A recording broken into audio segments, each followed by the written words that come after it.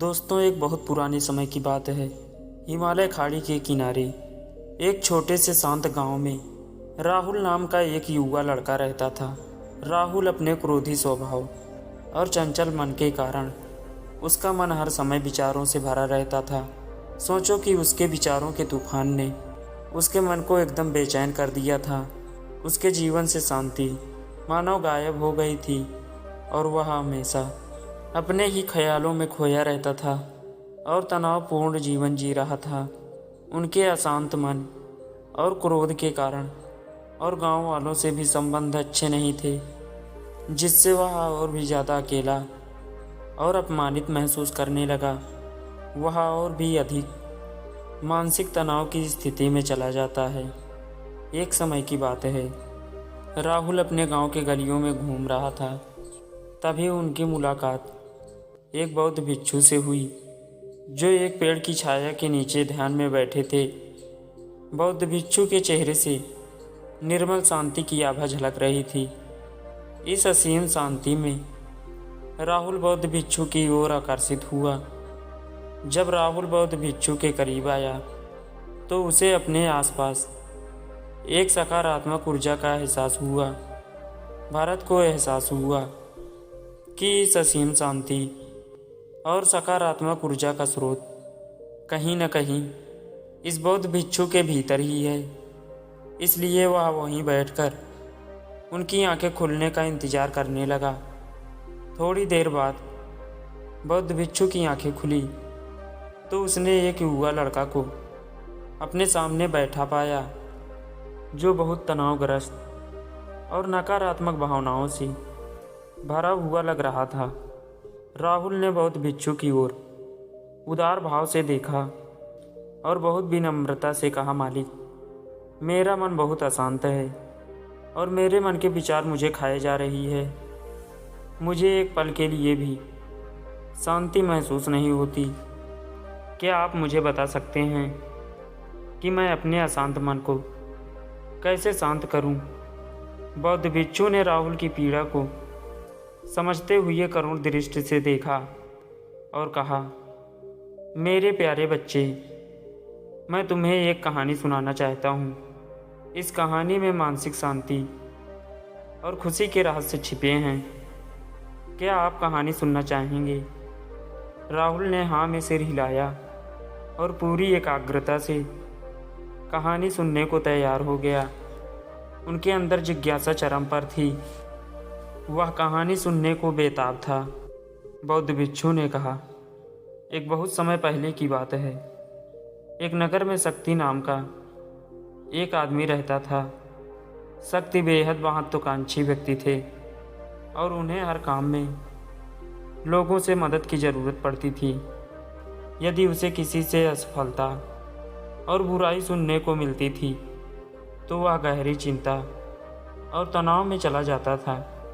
उनका मानना था कि सफलता और भौतिक शक्तियाँ वांछित खुशी देंगी, लेकिन वह जितना सफलता और प्रशंसा के पीछे भागता था, उतना ही मानसिक तनाव में डूबता जाता था। लेकिन अचानक शक्ति का सामना उस समय के मशहूर बौद्ध भिक्षु से हो गया। उसका नाम महाकौशल था।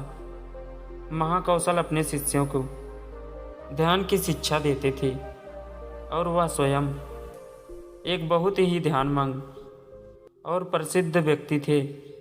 कौशल की अद्भुत एकाग्रता से शांत करने का उपाय जानना चाहा। शक्ति ने कहा कि महंत, मैं हमेशा सफलता के पीछे भागता हूँ और लगातार अधिक हासिल करने की कोशिश करता हूँ, फिर भी मुझे कोई क्षणिक संतुष्टि या आत्मसंतुष्टि नहीं मिलती। इस निरंतर बेचैनी के बीच मैं शांति कैसे पा सकता हूँ? बौद्ध भिक्षु ने करुण दृष्टि से उसकी ओर देखा और उत्तर दिया, आपका मन एक अशांत नदी की तरह है जो हमेशा बहती रहती है। आप कभी भी शांत नहीं रह सकते। इसलिए इस अशांत मन को शांत करने के लिए आपको अपने विचारों को बिना किसी रुकावट के जाने देने की कला सीखनी होगी।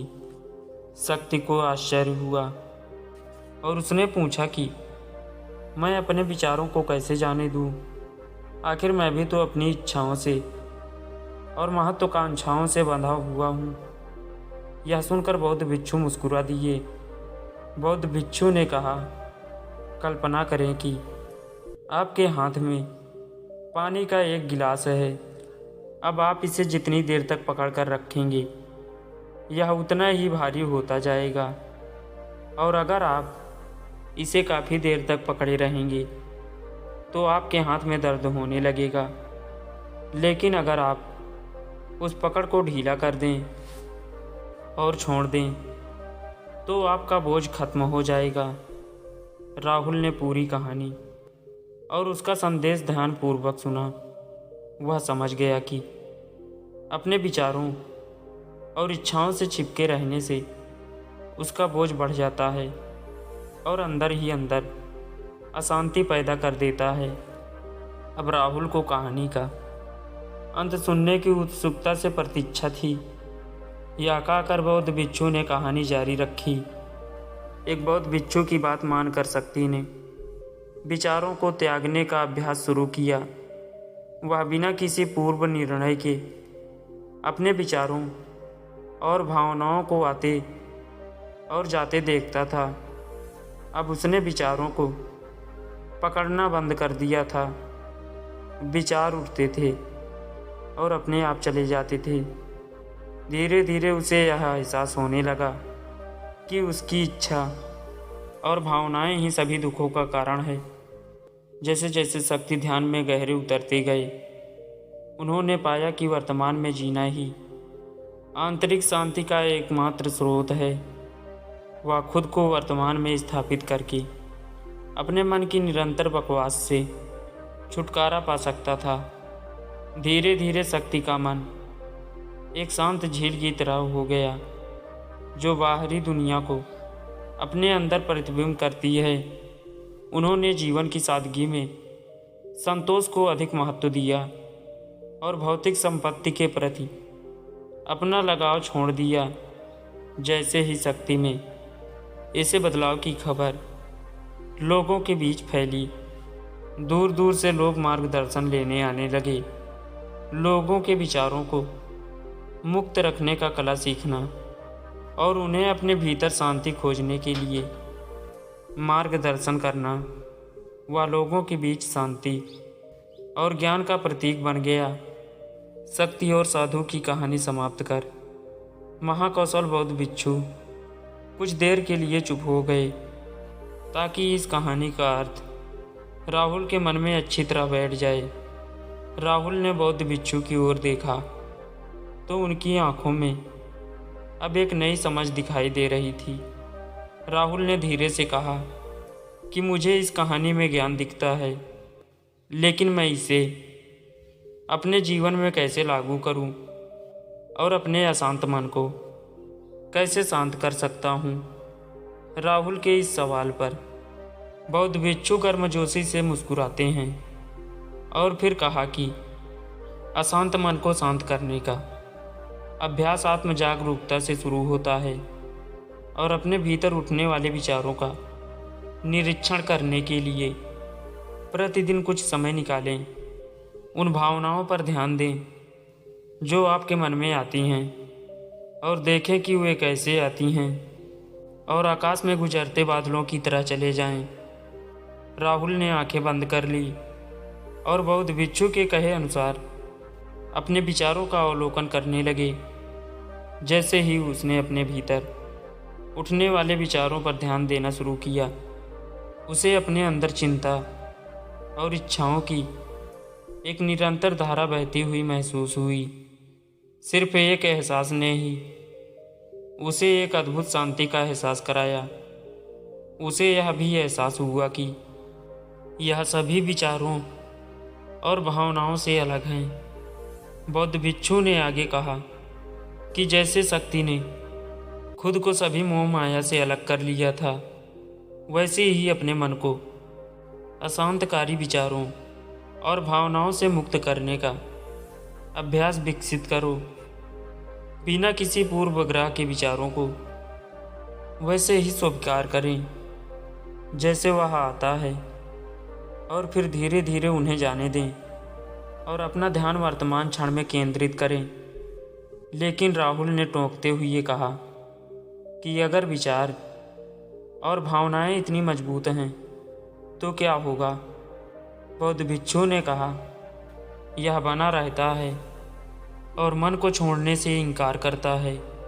बौद्ध भिक्षु ने राहुल की बात से सहमति जताते हुए सिर हिलाया और कहा, ऐसे कई मौके आएंगे जब आपके मन में सवालों का बवंडर चल रहा होगा, जब आपका दिमाग आपकी बात ही नहीं सुनेगा। तो ऐसे में आपको अपनी सांसों की ताकत पर विश्वास करना होगा।